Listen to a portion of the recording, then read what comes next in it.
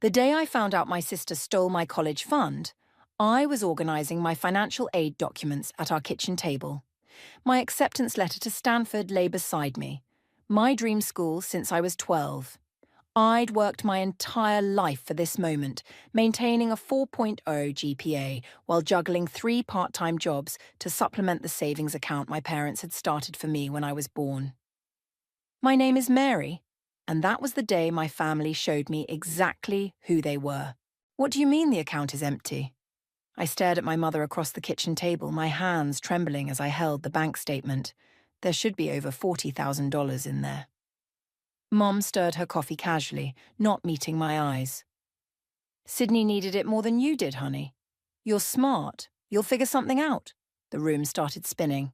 Sydney needed my college fund for what exactly? As if summoned, my sister sauntered into the kitchen wearing designer clothes I'd never seen before. A brand new iPhone peeked out of her Gucci purse. Oh my God, is this about the money? Sydney rolled her eyes. You're being so dramatic. I needed to establish myself socially before starting my influencer career. Image is everything these days. You spent my college fund on clothes and accessories. My voice cracked. Mom, Dad, you let her do this. Dad walked in, newspaper tucked under his arm. Princess, your sister has a real shot at making it big on social media. It's an investment in her future. Besides, you can always go to community college. I felt like I'd been slapped. An investment? What about my future? I got into Stanford, Sydney laughed. Actually laughed. Please. Like you could handle Stanford anyway. You should be thanking me for saving you from embarrassing yourself. Mary, Mom sighed. We always knew Sydney had that special something. You're more practical. You'll be fine wherever you go. I stood up so quickly my chair toppled backward. Practical? I worked 3 jobs while maintaining perfect grades. I earned that money. It was meant for my education. Oh, stop being so selfish, Sydney snapped. I already have 10,000 followers. Once I hit it big, I'll pay you back double. When did you take it? I demanded. How long have you all been lying to me? Mum and Dad exchanged glances. We transferred it to Sydney's account about 6 months ago, Dad admitted. She had a solid business plan. 6 months, I interrupted. While I was working overtime at the diner, while I was applying for scholarships. Look what I got with it, Sydney twirled, showing off her outfit. Don't you think I look amazing? This is what success looks like, Mary. Something inside me broke. I walked to my room without another word, pulled out my suitcase and started packing. My hands were steady now, my mind clear. I could hear them talking in the kitchen. She'll get over it, Mum was saying. She always does. Should we check on her? Dad asked. Let her throw her little tantrum, Sydney replied. She's just jealous of my potential. I zipped up my suitcase and walked back to the kitchen. I'm leaving. Don't be ridiculous, Mom scoffed.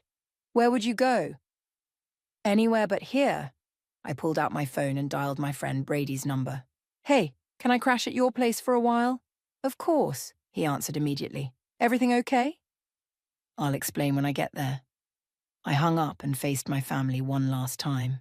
You know what's funny? I always knew Sydney was your favourite, but I never thought you'd steal from me to prove it. We didn't steal anything, Dad protested. We redistributed family resources.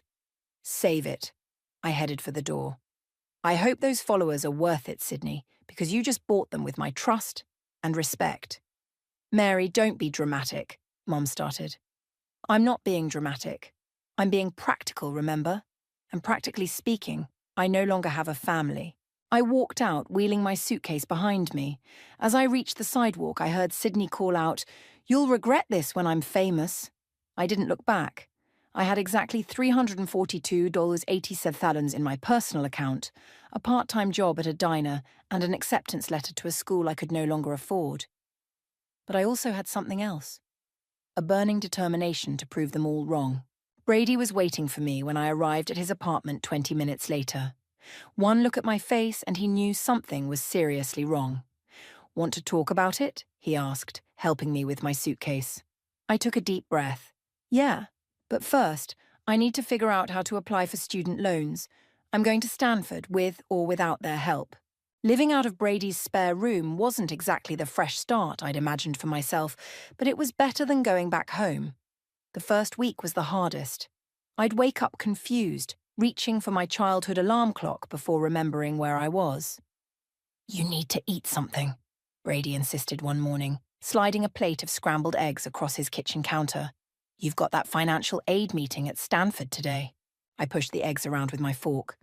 "What's the point? Even with loans and aid, I'm still short by thousands." "Then we'll figure something out," Brady sat beside me.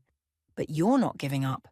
I didn't watch you work your ass off for 4 years just to let your sister's shopping spree derail your future." The financial aid officer's name was Rachel, and she changed my life that afternoon. "Your situation is unusual," she said, reviewing my documents. "But not impossible. Tell me, Mary, how badly do you want to attend Stanford?" "More than anything," I replied without hesitation. "I'll work 3 jobs if I have to." Rachel smiled. "That won't be necessary. There's a work-study program in my department. It won't cover everything, but combined with loans and a partial scholarship, I think we can make this work. The catch is, you'll need to take a reduced course load. It might take 5 years instead of 4. "I'll take it," I said immediately. "I don't care if it takes 10 years. That evening, I picked up an extra shift at the diner to celebrate. The irony wasn't lost on me, celebrating the chance to work more by working more. As I refilled coffee cups, my phone buzzed with a text from Sydney. "OMG sis, just hit 15K followers. Told you this was a good investment. Miss you." I deleted it without responding. Months passed. I settled into a routine. Classes in the morning, work-study in the afternoon, diner shifts at night. Brady's spare room became my sanctuary, decorated with second-hand furniture I'd picked up from yard sales. "You should see their Facebook posts," Brady said one evening as we shared takeout. "Sydney's influencer career isn't exactly taking off. Your dad's business isn't doing great either." "I don't want to know," I replied, focusing on my noodles. "They're not my problem anymore." But late that night, I found myself scrolling through their profiles. Sydney's follower count had plateaued. Her latest posts were mostly ads for sketchy weight loss teas. Mum's usually cheerful updates had taken on a worried tone, with vague references to challenging times and keeping faith. The next morning, Rachel caught me yawning during our work-study shift. "Late night?" she asked, handing me a stack of files to organise. "Just thinking too much." I hesitated. "Can I ask you something? How do you know when you've made the right choice?" Rachel set down her coffee. "Is this about your family? How did you—" "Mary, you're not the first student I've seen whose family let them down. But you're one of the few who turned that disappointment into determination." She leaned forward. "The right choice isn't always the easy one. Sometimes it's the one that hurts, but helps you grow. I just feel—" I searched for the words. "Lost, sometimes. Like I'm floating without an anchor." "Then build new anchors," she said simply. "Create your own support system. Look around, you've already started." She was right. Between Brady's unwavering support, Rachel's mentorship, and my own stubborn persistence, I was slowly building something new. Something that was entirely mine. That night at the diner, I overheard 2 customers discussing a new tech startup that was revolutionizing financial software. They mentioned they were hiring entry-level programmers. "Excuse me," I interrupted, setting down their coffee. I couldn't help overhearing. "I'm actually studying computer science at Stanford." 2 weeks later, I quit the diner for an internship that paid twice as much. When I told Brady, he insisted on taking me out to celebrate. "To new beginnings," he toasted, raising his glass. "And old friends," I added, clinking my glass against his. "I wouldn't be here without you, Brady." "Please," he scoffed. "You did all the hard work. I just provided the couch." My phone buzzed. Another text from Sydney. "Mom and Dad are worried about you. At least let them know you're okay." I turned off my phone and focused on Brady. "Tell me about your day instead." As we talked and laughed, I realized Rachel was right.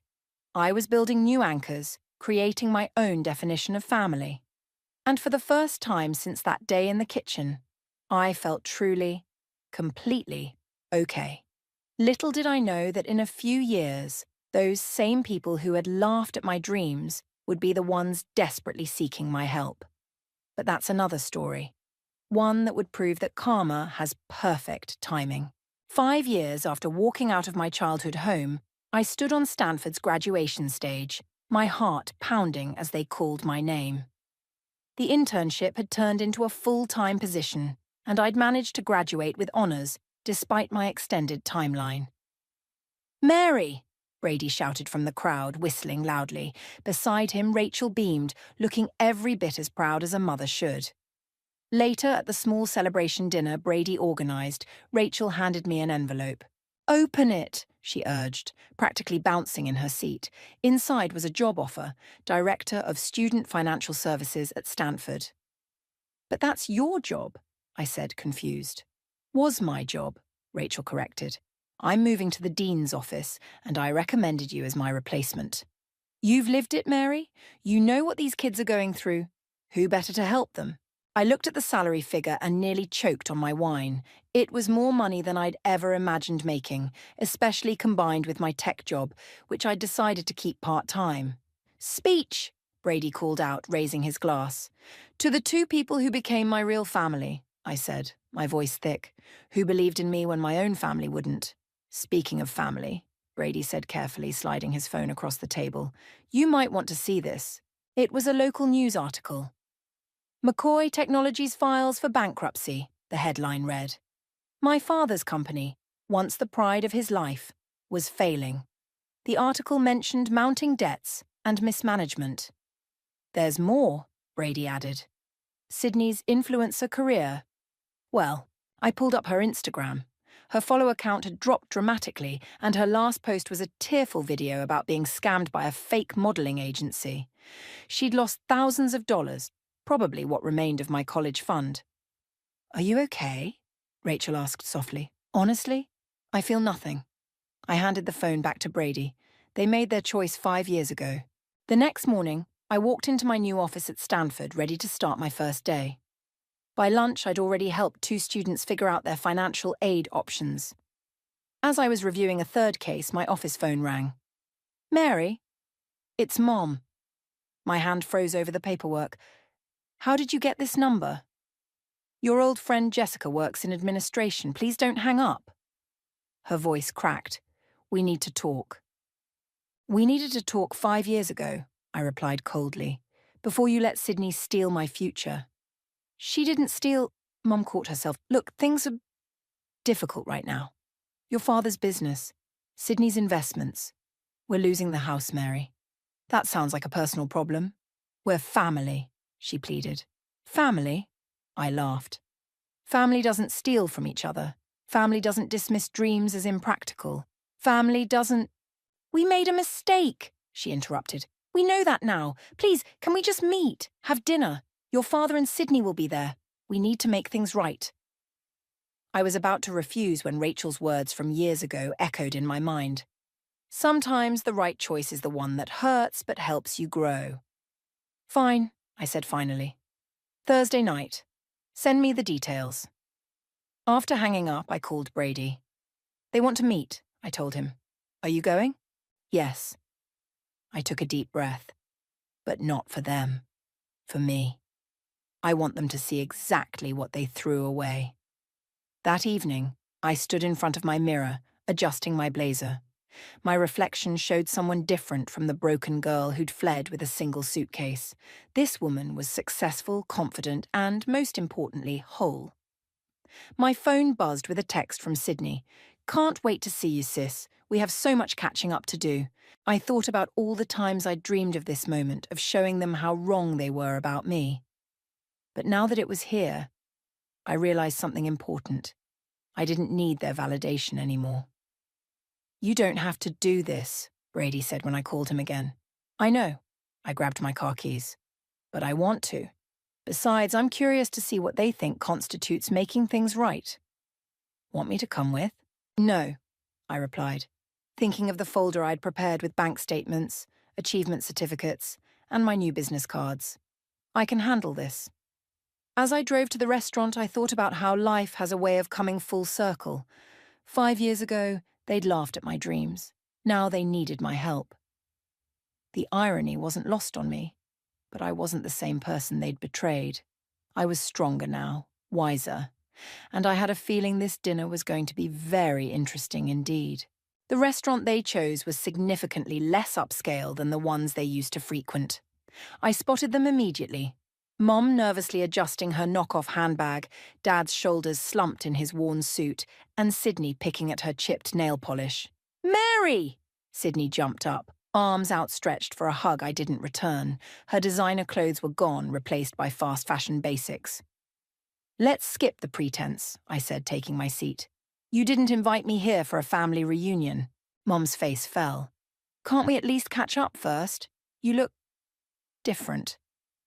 Success does that to a person. I placed my folder on the table. "So, who wants to start?" "Dad, how's the business?" He flinched. We've hit a rough patch." "The market?" "Filed for bankruptcy," I corrected. "Sydney, how's the influencer career?" She stared at her water glass. "That's not fair." "Neither was stealing my college fund, but here we are." "Mary," Mom interrupted. "We know we made mistakes, but we're still family." "Family?" I opened my folder and pulled out my bank statement from 5 years ago. "Let's talk about family. Here's the account you emptied. $43,000 to be exact, my entire future." "We can explain," Dad started. "I'm not finished."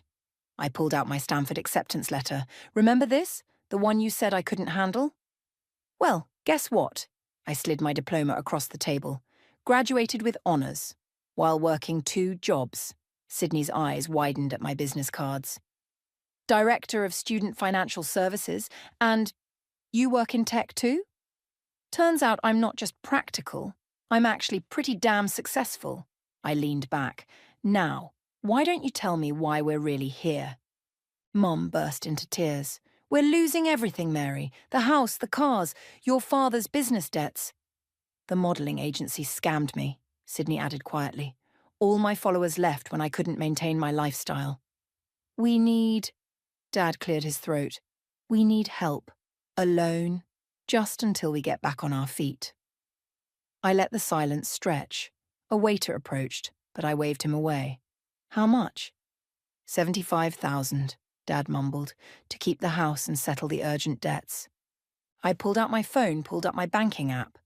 "I could transfer it right now, I have the money." Their faces lit up with hope. "But before I do," I continued, "I want you to explain something to me. That day in the kitchen, when you told me I wasn't special enough for Stanford, did you believe that?" "We were wrong," Mom whispered. "We were so wrong. That's not what I asked." I put my phone away. "Did you believe it?" Sydney spoke up, her voice small. "I did. I thought I was better than you, that I deserved it more. And now I know I was just entitled and stupid." She wiped her eyes. "I ruined your dreams for Instagram likes." Dad reached across the table. "Princess, please, we can't lose the house. Your mother and sister will have nowhere to go." I stood up, gathering my folder. "I'll think about it." "That's it?" Sydney's voice cracked. "You're just leaving?" "Unlike some people, I don't make major financial decisions on impulse." I pulled on my coat. "I'll contact you with my decision in 3 days." "Mary, wait," Mom called as I turned to leave. "What happened to you? You used to be so sweet." I paused, looking back at their desperate faces. "I grew up. I learned that sometimes the people who should love you the most are the ones who hurt you the worst. And I learned that I'm worth more than you ever thought I was." "We know that now," Sydney whispered. "No," I corrected her. "You know you need me now. There's a difference." As I walked to my car, my phone buzzed with a text from Brady. "How'd it go?" I typed back, "They need 75K. They're desperate." His response was immediate. "What are you going to do?" I smiled, thinking of the document I'd asked my lawyer to draw up yesterday just in case. Something they'll never expect. Because while they thought they were asking for a loan, I had a different proposition in mind. One that would make them face exactly what they'd done to me, dollar by dollar, day by day. They wanted my help? Fine. But this time, we'd do it my way. And my way involved a contract that would make them understand the true cost of betrayal. I started my car, already drafting the terms in my head. 3 days. In 3 days, they'd learn exactly what kind of woman their practical daughter had become. 3 days later, I walked into my lawyer's office where my family was already waiting. Their faces lit up with hope when they saw me. Hope that quickly faded when they noticed the thick contract I was carrying. "What's this?" Dad asked, eyeing the document. "My terms." I sat down, sliding a copy to each of them. "You want $75,000? Here's how you'll get it." Mom flipped through the pages, her hands trembling. "A contract, but we're family." "Family didn't stop you from stealing from me." I nodded to my lawyer. "Please explain the terms." He cleared his throat.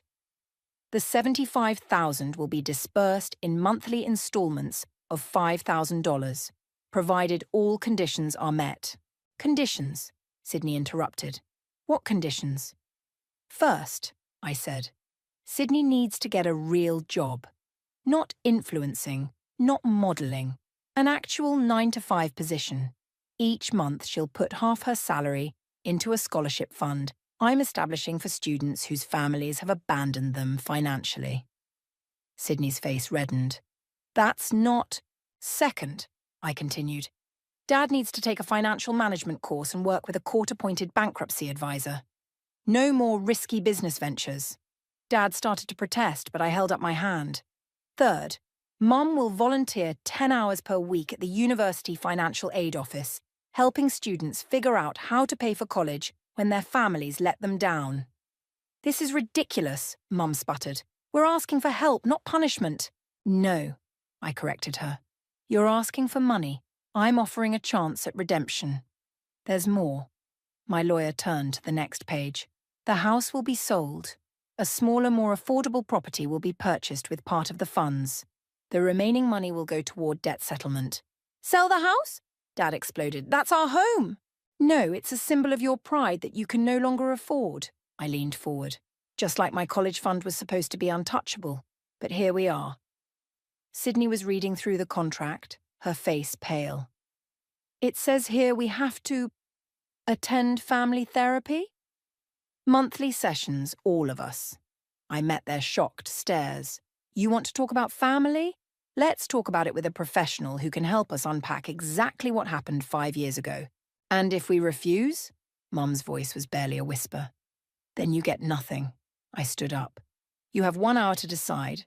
I'll be in the coffee shop downstairs." Brady was waiting for me there. "How'd they take it?" "About as well as expected." I stirred my coffee. "They thought I'd just write a check and forget everything that happened." "Will they sign?" "They don't have a choice. The bank's foreclosing next month and Sydney's credit is destroyed from her failed influencer ventures." 45 minutes later, my lawyer called. They were ready to talk. I returned to find them huddled together, looking defeated. "Before you sign," I said, "I want you to understand something. This isn't about revenge. This is about accountability." "It feels like punishment," Sydney muttered. "Really? Because to me it feels like an opportunity, the kind you didn't give me." I pulled out my own pen. "I'll sign first, to show you I'm committed to this. All of it, including the therapy." Dad picked up his pen next. "We really don't have a choice, do we?" "You always have a choice, just like you had a choice 5 years ago." I watched as he signed. "The difference is this time I'm giving you a chance to make the right one." Mom signed next, tears falling onto the paper. Sydney was last, her signature shaky but determined. "What now?" she asked. "Now," I said, gathering the contracts. "You start over. Just like I had to. The first installment will be transferred tomorrow. Sydney, I have 3 job interviews lined up for you next week. Dad, your first financial management class starts Monday. And the therapy?" Mom asked. "First session is Thursday at 6 p.m. Don't be late." I handed them each a copy of the signed contract. "Welcome to your fresh start. Try not to waste it this time." As they filed out, Sydney lingered behind. "Why are you really doing this?" You could have just said no. I thought about the scared girl I'd been, packing her bags with shaking hands, about Brady's spare room and Rachel's kindness, about late nights studying and early mornings working. Because someone once told me that the right choice isn't always the easy one. I met her eyes. Sometimes it's the one that hurts but helps you grow. She nodded slowly, understanding dawning in her eyes. As she left, I pulled out my phone to text Brady. They signed. All of them. His response came quickly. You're either the most forgiving person I know or the most brilliant. I smiled, thinking of the journey ahead. Maybe I'm both. The first therapy session was as uncomfortable as I'd expected. We sat in a semicircle, the tension thick enough to cut with a knife, while Dr. Roberts observed us with practiced patience. Let's start with that day, she said. The day Mary discovered her college fund was gone. Do we have to? Sydney squirmed in her seat. Yes, I said firmly. We do. I remember feeling justified, Sydney admitted after a long pause, like I deserved it more because I had this grand plan to be famous. And now? Dr. Roberts prompted. Now I'm working as a junior administrative assistant, making coffee for people Mary's age who are already executives. Sydney's voice cracked. I wasted everything. Her money, my time, my reputation. Mom reached for her tissue box. We enabled her. We really thought, that I wasn't worth investing in, I finished. That I was just the practical one, the backup plan. No, Dad protested. We never thought. Really? I pulled out my phone, played the video I'd recorded that day. Their own voices filled the room. Sydney has that special something. You're more practical. Like you could handle Stanford anyway. Dr. Roberts watched their faces as they heard themselves. That must have been painful to record. I listen to it sometimes, I admitted, when I'm doubting myself. It reminds me how far I've come. Sydney burst into tears. I was horrible. I can't believe I laughed at your dreams. Sydney, Dr. Roberts said gently. Why do you think you did that? Because I was terrified of failing. The words exploded out of her. Mary always knew what she wanted. She worked hard, had real goals. I thought if I could be famous fast, I could prove I was special too. The session continued, peeling back layers of resentment, jealousy, and misplaced priorities. By the end, we were all emotionally exhausted. In the parking lot, Sydney caught up with me. I got my first paycheck yesterday. I know, the scholarship fund received your deposit. It felt good, actually, earning something real. She hesitated. My co-worker mentioned they're looking for someone in the IT department. I thought, maybe I could take some coding classes. I studied her face, searching for any trace of the entitled girl who'd laughed at my ambitions. Instead, I saw something new, humility, maybe even determination. The community college has excellent night classes, I said finally. I could help you with the application. The next week, Dad called me to his financial management class. Would you mind sitting in? There's something I need to say. I found him standing at the front of the class, hands shaking slightly. This is my daughter, Mary, he told the room full of other struggling business owners. 5 years ago, I stole her college fund to finance my other daughter's social media career. I lost everything, my business, my home, and most importantly, my daughter's trust. Don't make my mistakes. Don't let pride blind you to what really matters. Later, over coffee, he showed me his new budget plan. The bankruptcy advisor says if we stick to this, we could be debt-free in 3 years. That's good, Dad. Mary, his voice was small, I'm sorry, not just for the money, for not believing in you. Mom's transformation was slower, more resistant, but after a month of working in the financial aid office, something changed. I met a girl today, she told me during our next therapy session. She reminded me of you. Brilliant, hardworking, but her parents, they didn't think college was necessary for a girl. She wiped her eyes. I helped her find scholarships, loans, work-study opportunities. I kept thinking about how no one did that for you, how we did the opposite. Did she get the funding she needed? I asked. Mom smiled through her tears. Yes. She starts next semester. Dr. Roberts leaned forward. How did that make you feel, helping her? Like I was finally doing what a mother should do, supporting someone's dreams instead of crushing them. As I drove home that evening, Brady called to check in. How was therapy? Surprising, I answered. They're actually trying, really trying. And how do you feel about that? I thought about Sydney's coding classes, Dad's humility, Mom's gradual understanding. Cautiously optimistic, but also what? Proud of myself. Not for succeeding despite them, but for giving them a chance to become better people. I pulled into my driveway. Even if it took a legally binding contract to make it happen.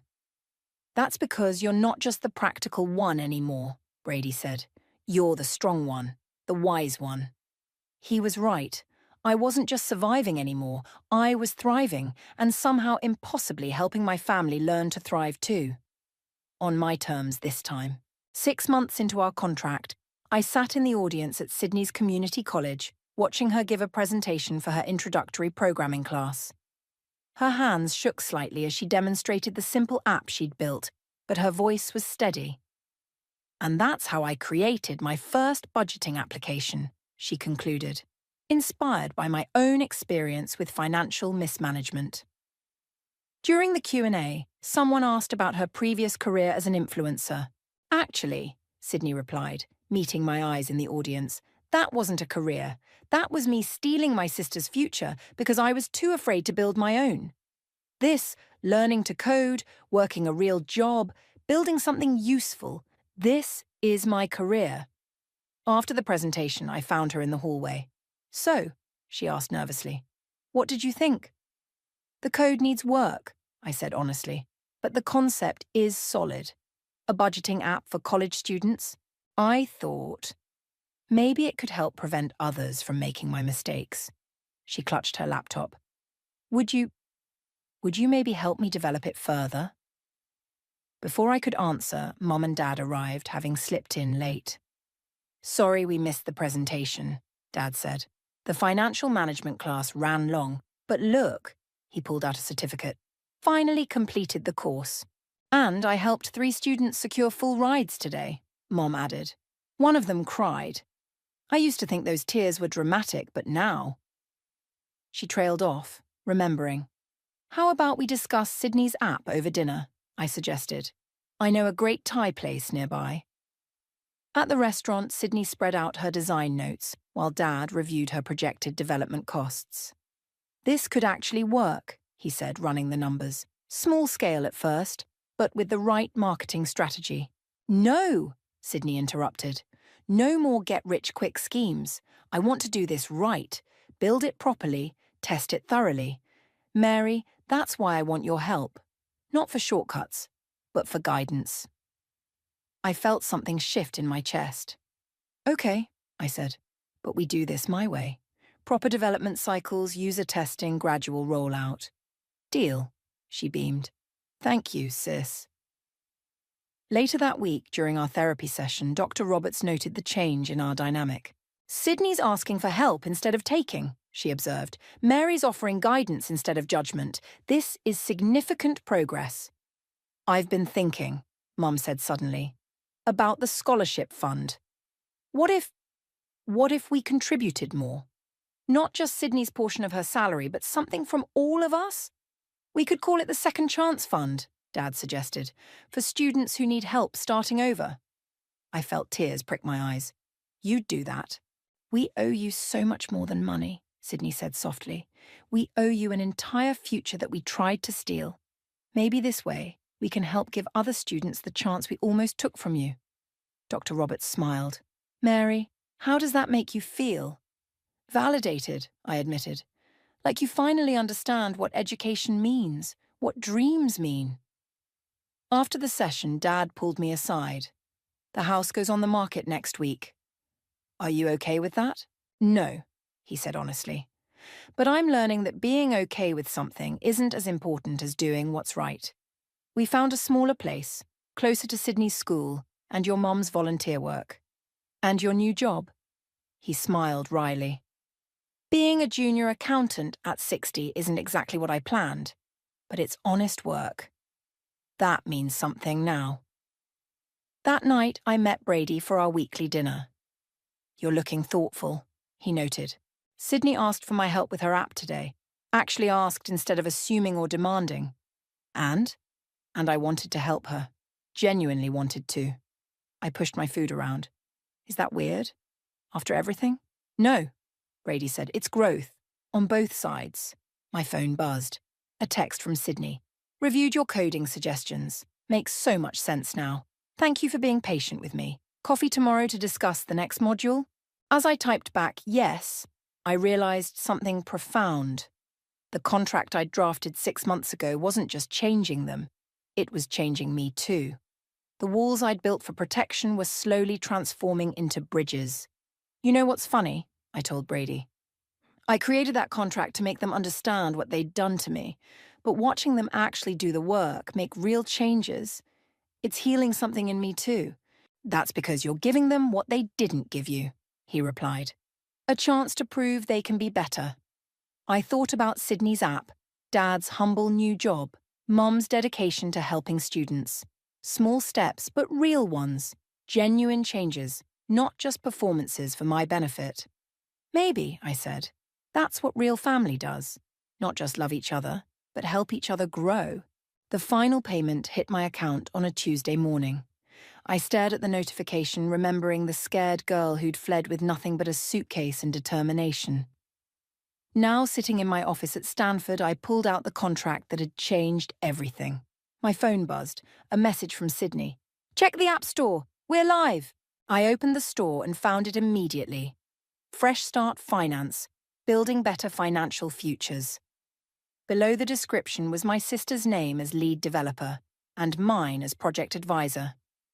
300 downloads already, Brady said, poking his head into my office. "Not bad for day one." "Did you see the dedication page?" He leaned over my shoulder as I tapped through the app. There it was, in simple text. "To my sister Mary, who taught me that real success comes from hard work, not shortcuts. Thank you for my second chance." The door opened again. Mum, carrying her volunteer coordinator badge and a stack of files. "2 more full scholarships approved," she announced. "The Second Chance Fund is making a real difference. You should see these students' faces when they realize they can actually afford college." "Speaking of the fund," Dad entered behind her, straightening his accountant's tie. "The quarterly reports are ready. We've helped 28 students so far." I looked at them, really looked at them. Mum's pride wasn't about appearances anymore, but about impact. Dad's confidence came from honest work, not risky schemes. And Sydney, she'd traded Instagram filters for computer filters, building something real. "Family therapy in 20 minutes, Sydney reminded everyone joining us. "Dr. Roberts said it's time to discuss ending the formal sessions." "Are we ready for that?" Mum asked. "I think we are," I said, surprising myself. "Look at us. Actually talking. Actually listening." "Remember our first session?" Sydney laughed. "We could barely look at each other." "Because we were all carrying shame," Dad admitted. "Me for failing as a father, Sydney for what she'd done, your mother for enabling it. And me for being angry," I added, "for needing that contract to force you to change." "That contract saved us," Mum said quietly. "Not just financially. It made us face ourselves." Brady cleared his throat. "Speaking of facing things, Mary, should we tell them?" I nodded, standing up. "We're getting married. Small ceremony next month." "Oh, honey." Mom stepped forward, then hesitated. Would it be okay if I helped plan it?" The old fear flickered. Would she try to take over, make it about appearances? But I saw only genuine hope in her eyes. "Actually," I said, "I'd really like that." Sydney wiped her eyes. "Does this mean, are we really family again?" "We're something better," I replied. "We're a family that learned from our mistakes. That grew stronger from our breaks." Dr. Roberts welcomed us warmly when we arrived at her office. "I understand you want to discuss concluding our sessions." "The contract is fulfilled," I explained. "All the terms met, all the payments made." "And how do you feel about that?" I looked at my family, my real family, rebuilt from the ashes of betrayal. I feel like we don't need a contract anymore. They've proven who they are now. By keeping our promises, Dad said. By earning trust back, Mom added. By becoming people worthy of being called family, Sydney finished. Dr. Roberts smiled. Then I have one last assignment. Mary, what would you do if they needed help again? I'd give it, I said without hesitation. Not because of obligation, but because I trust who they've become. And we'd accept it with gratitude, Sydney said, but only after trying to solve things ourselves first. That, Dr. Roberts said, is how I know you're ready. Later at dinner, Brady raised his glass. To the strongest family I know. To second chances, Dad added. To doing the work, Mom said. To building something real, Sydney smiled. I looked at them, my once broken, now healing family, and raised my own glass. To growing together. As we ate, talked and laughed, I thought about that contract, safely filed away in my office. We'd needed it then, needed its structure and consequences to force us to face our truths. But we didn't need it anymore. What we had now was stronger than any legal document. It was trust, rebuilt from scratch. Understanding, earned through effort. Love, stronger for having been tested and proven. We had become the family we should have been all along, and that was worth more than any college fund. Ready to go home? Brady asked as we finished dinner. I looked at my family, really my family now, and smiled. I am home.